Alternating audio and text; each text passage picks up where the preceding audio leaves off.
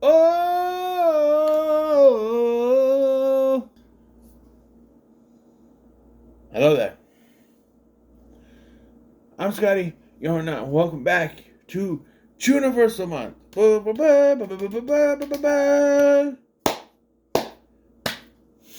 That's right. And we have arrived in the year. This says 2006, but also I have in the United States. It wasn't released till January because Sundance was released January 27, 2006, but in the United States release, which is what I go by, it says January 12, 2007. So I'm going with 2007 on this one, okay? Because otherwise, this would have had to have been before accepted. So I'm going with 2000 on the year here. We're talking about Alpha Dog, a very good movie, but also very awkward movie. Very awkward. It's one of those movies that is, those crime movies are like, it's a good movie, but it's not one I can watch all the time, and that's what this is. Especially since it's a crime movie based on a real crime. This is based on the kidnapping and murder of Nicholas Markowitz in 2000. The film takes place in 1999, I believe. So, yeah. Though everyone seems to have cell phones in 1999, which doesn't make any sense to me, but what do I know? I know cell phones were a thing that everyone had them. Maybe it's not all cell phones. I don't know. But yeah, this has what's pretty much an all-star cast here. If I can, Ben Foster, Sean Hattasey, is that how I pronounce his name? Emile Hirsch, Christopher Marquette, Amanda Seyfried, Sharon Stone, Justin Timberlake, Anthony Yelchin, Bruce Willis, the Bed Pooper, Amber Heard has a small, tiny role in this. Dominique Swain, excuse me. One of the dudes from that boy band that also featured Kevin Farley. Oh no, I ain't forget about that dude. We ain't living that down. But yeah, Olivia Wilde, Alex Solowitz. Well, Olivia Wilde before she got abducted by aliens. Did you see that shit? But then there's another post afterwards that she's reacting to it, and it's like maybe it's just bad makeup. I don't know. Harry Dean Stanton, Lucas Haas, Vincent Garth. These are big casts. But it's watching. I have a problem with the logic in this movie. So the whole thing is kind of going. There's a back and forth between Johnny Truelove, Emile Hirsch's character, who is a drug dealer, and then his rival or whatever, Jake Jake Mazursky, who owes him money. And so it's kind of a back and forth. It's like you owe money. He goes to his parents, and they won't give him money, so he goes, back and forth. It's like, and when he's there, his younger brother Zach, who is the proxy for Jake, or not Jake, for the Nick Markowitz, is like, he wants to escape from this life because he feels like he's too babied by his mother, played by Sharon Stone, who is Jake's stepmother. They're half brothers, He feels like he's too babied and he wants to get away from it. There's a scene where he goes to visit him while he's in the middle of doing his girlfriend. He can't, he gets him drunk. At points, his age is confusing. At points, he says he's 17, and at the end of the movie, towards the end of the movie, just to it, goes, he's 15! And I'm like, I thought he was 17.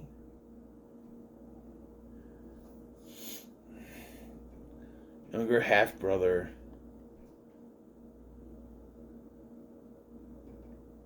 I don't know. Yeah. He tracks to borrow money from his dad. and they kind of said no.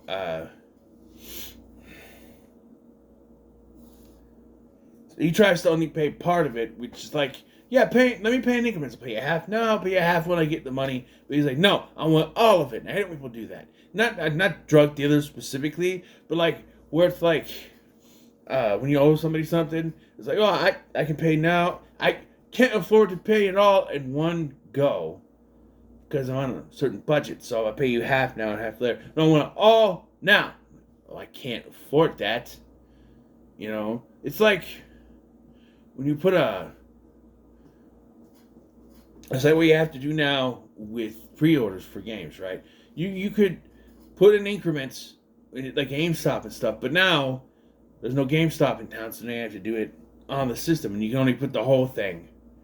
It's like, no, I want all the money now, but I've been loyal and paid increments. I can see how Jake probably is not loyal to that, but you know,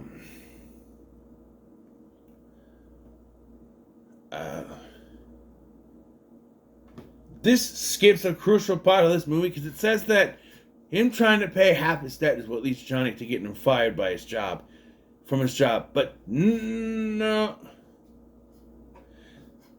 Oh, I thought him breaking into the house and taking a shit on his carpet was the catalyst for getting him fired. I guess it's the other way around.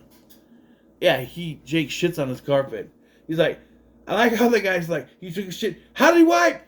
I'm like, that doesn't really matter right now. He didn't even wipe? I'm just like,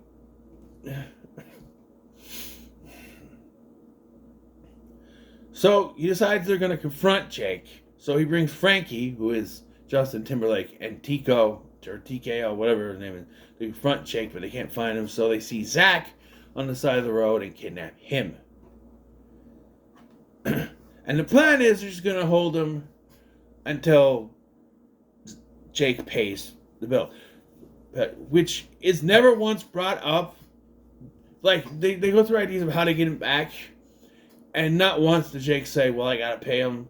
Like, the whole thing is that he has half the money, right? He goes, hey, so he could say, I need to pay him the money to his dad and go, if you give me the other half of the money, I can pay him off and it can be done. Right? Not once is that ever an option.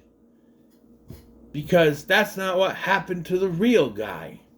And I feel like if you're making a movie, you can embellish a bit. But this movie seems to want to do that, but not do that. As there's 2 points in the movie where Zach is asked, hey, you can go, just go, I'll turn my back, leave, just go. And he doesn't do it.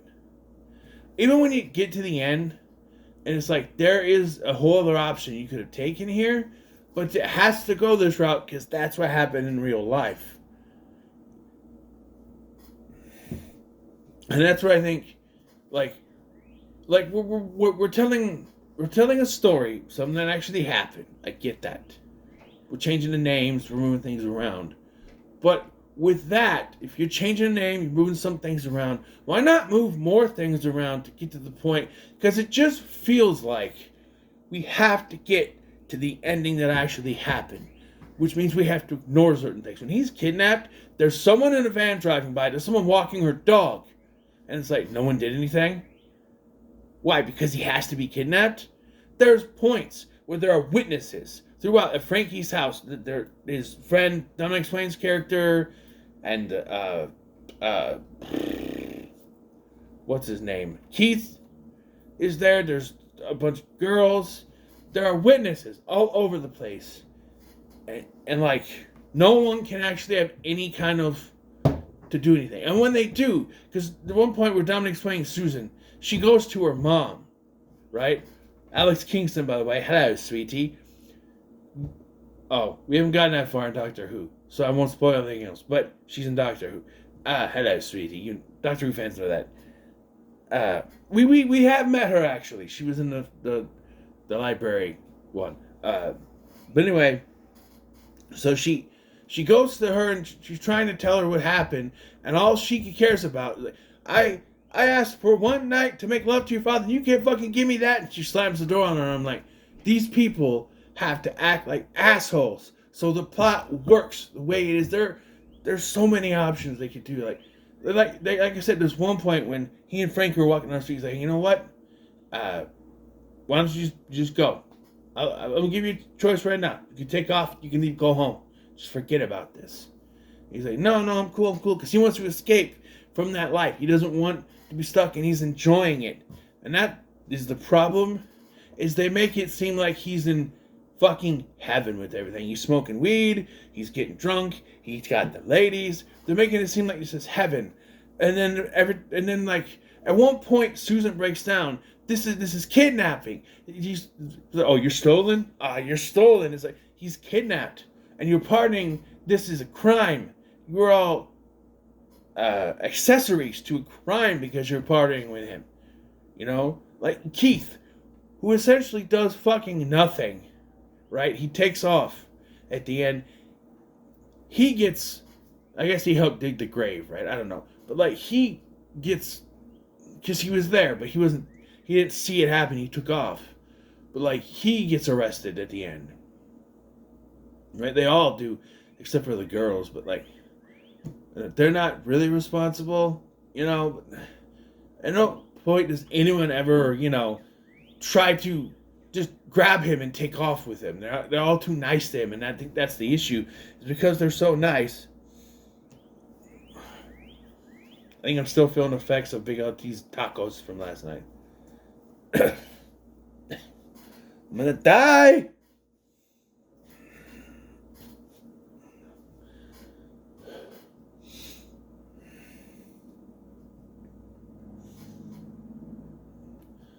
But like, I don't know. It just feels like we have to have the same ending, but then don't write moments where it could obviously end here and he could take off, but he doesn't.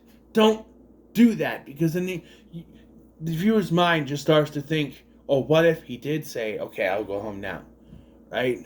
And there's another point later where Frankie says, I'm gonna give you one last chance. Go. He's like, no, I'm cool. And even when it gets to the part with the grave, where he's like, I promise I won't tell anyone. He's like, hey man, I'm not going to rat you out. I promise. I'm not going to rat anyone out. You guys were cool. We're cool. Which I think he's telling the truth. But at this point, it's already been resolved to just go with it. And it's just, yeah. It's my birthday! That's what Olivia Wilde keeps saying. This is my birthday. It's implied that Johnny's father has ties to the mob, which is why he gets away with so much shit. Frankie, probably you could say he's the worst to best babysitter ever, because he's watching a kidnap victim and he keeps bringing people around, more witnesses, and I can understand why Johnny gets pissed when he finds. What do you mean there's people there? He's supposed to be kidnapped. So, like, why are you showing them to people? I never kidnapped anyone, so I don't know. But, like, I've seen movies, and it's like, yeah, they're not, and that's where the problem lies, is they're not treating him like a kidnap victim. He's not tied up, he's able to walk around, he's drinking beer, he's smoking weed, he's partying. This is not, because it doesn't feel like he's kidnapped, then he doesn't feel the need to run away. You know what I mean? And he keeps going, oh, it's cool, man, my brother's going to pay the money. And it's like, well, if he hadn't paid by now, he's not ever going to pay, right?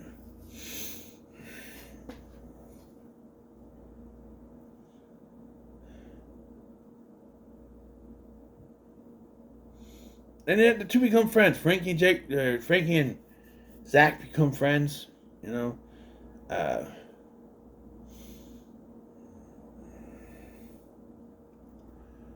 like, Jake's resolves to like interrupt parties trying to find Johnny, right? But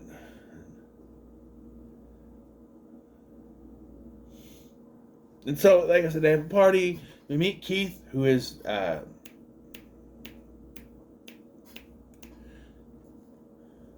want to say Dylan Marquette, Christopher Marquette. You know, from but fuck you. Next question from Girl Next Door, which also starred Emil Hirsch, by the way. Yeah, and so we're introduced to Julie, who is played by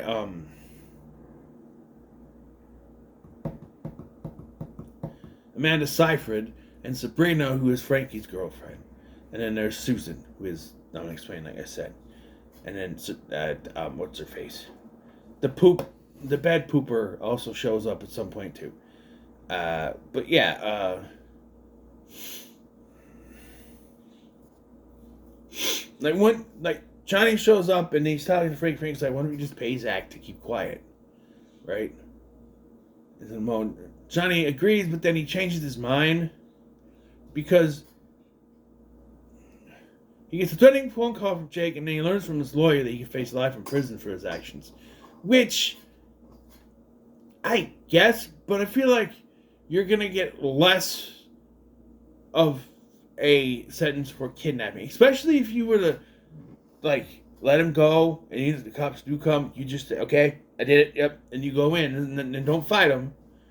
I feel like you're going to get less of a sentence than you would for, say, I don't know, murder? And yet, that's where Johnny goes to. He's like, well, I can face life in prison for kidnapping. Let's just kill him. It's just, that doesn't make any sense to me. It just doesn't. It's like, how is this a better option than just going to jail for the kidnapping? You get life, prison. Sure. But you're looking at not only life in prison, you could also get a death row sentence, which one of the people did. By the way, the guy who shot him, in this case, in the movie, it's Elvis. He gets the death row sentence. So, yeah, there's worse than life, my friend. It's called death. Well, he's not my friend. You're not my friend. Fuck off. My man. He's not even my man. Dude! You're not even a dude. There's worse than life. Okay, life in prison, it's death. So, yeah. And so he's got Elvis to do it, and he gets a submachine gun, and he goes out with his girlfriend, because it's her birthday. So, Frankie is told that Zach is going home, and they're all partying. He's going home, and they have a party in a hotel, and Zach goes skinny with Julie and Alma, who is the bed pooper, and they have a three-way. They proceed to get busy. Have sex. Do it! In the pool, which, I don't know, chlorine up the ass crack, I don't know, but like, yeah. And then Frank's like, everyone's got to get out. He's going home. And so everyone says goodbye, and this is where the movie just sort of, you're watching this, and you kind of realize where it's going to go, and it gets to that moment where it's like, everyone's saying goodbye, and you're realizing this is goodbye for good. It's not, you know it's not going to end well, because if you know, especially if you know what it's based on, you know this is not going to end well. Right? But when Elvis arrives, Frankie gets pissed and argues over him, and at that point, what I would do is knock Elvis the fuck out, run into the hotel room and say, yo, we got to get out of here. They're planning on killing your ass. I'm taking you home. Let's go. But no, because I was like, just think about this. All right? You could go to jail. You know, you want to go to jail? You want to spend life in prison? And it's just like, but if he takes my option, he becomes a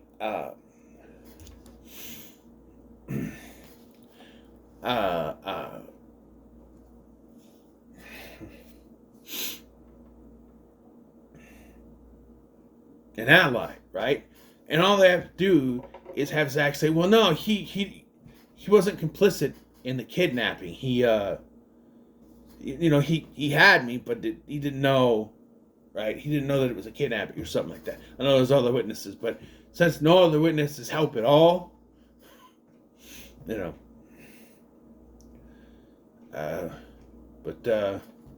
and this is where he gives him the second chance to leave.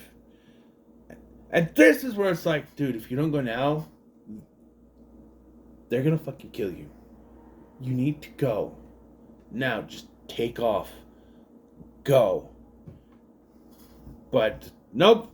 Can't tell him, or we won't get to the ending that this movie has to have. Which is my only big problem with this movie.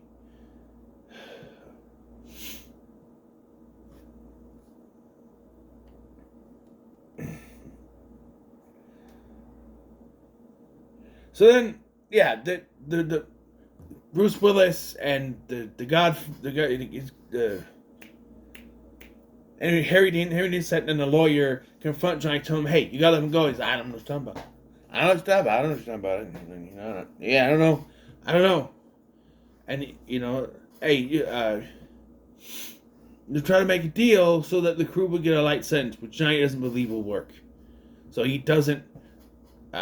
He first orders him to call off the hit, which he refuses because he thinks Zach is already free. So he has more faith in Frankie to let him go. Thinking Frankie's a good guy, he's gonna let him go, than him actually going through with it. So, I don't know. So this is the scene where it gets very dark. I mean, so they drive off into the mountains in the middle of the desert, and at this point, Zach believes he's going home, and then they get there, and we gotta walk up here. And Keith realizes what's going on. He's like, no, I can't do it. And he hugs Zach, crying, like, no, I can't go anymore. And this is where Zach realizes what's going to happen. And he's freaking, oh, come on, I thought we're boys, man. I thought we're boys. Come on, and even Frank's like, no, we can't do it. We can't do it. I was like, we got to do it. We got to do it.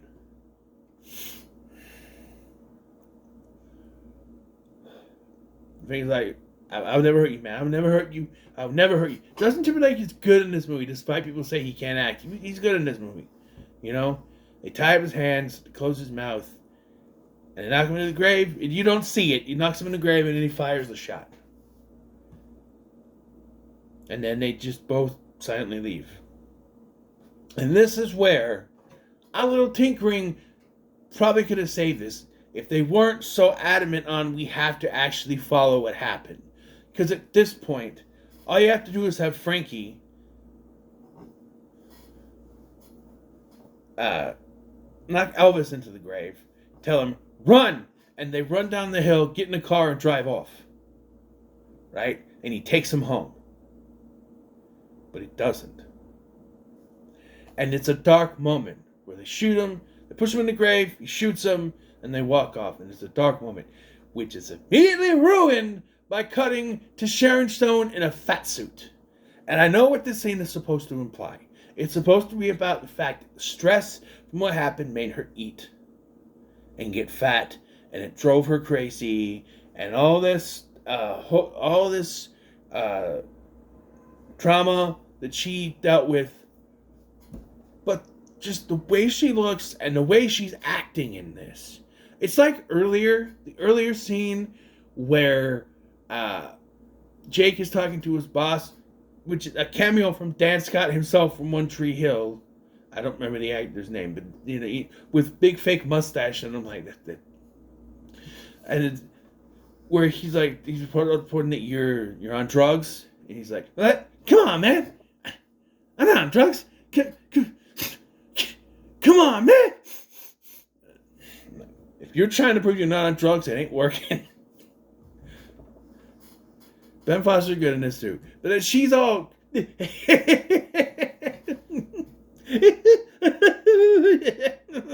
just like, what is this? Did they think we need some levity after that last scene? It breaks the movie.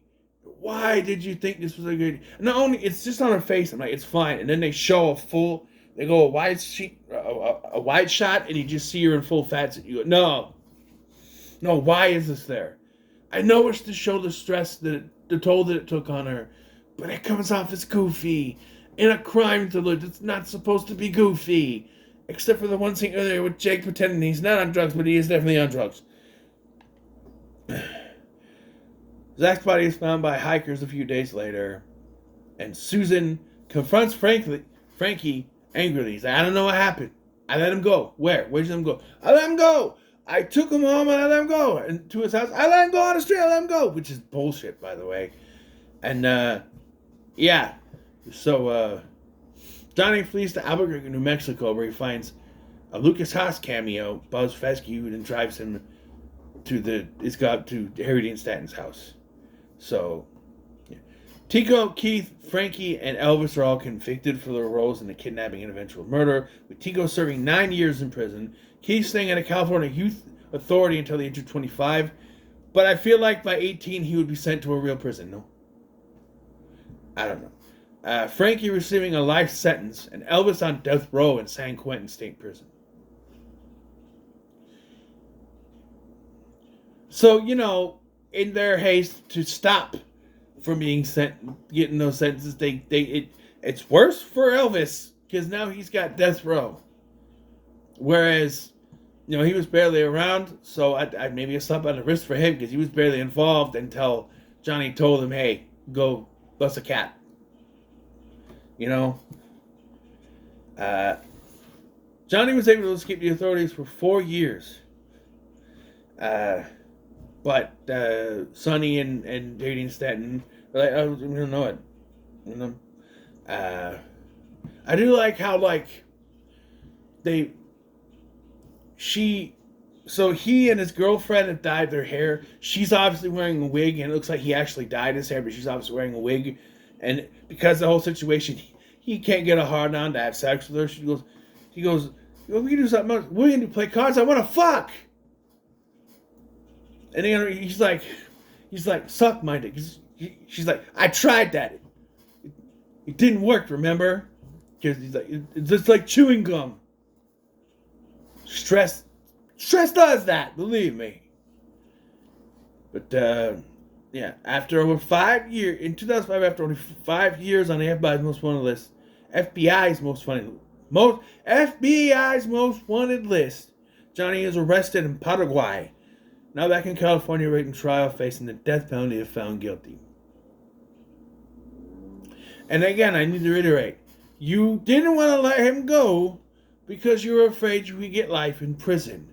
Keep in mind, he has these mob connections that could keep him safe for an undetermined amount of time, which would be lessened by the fact that it was only a kidnapping and not a murder, as Ja Rule would say.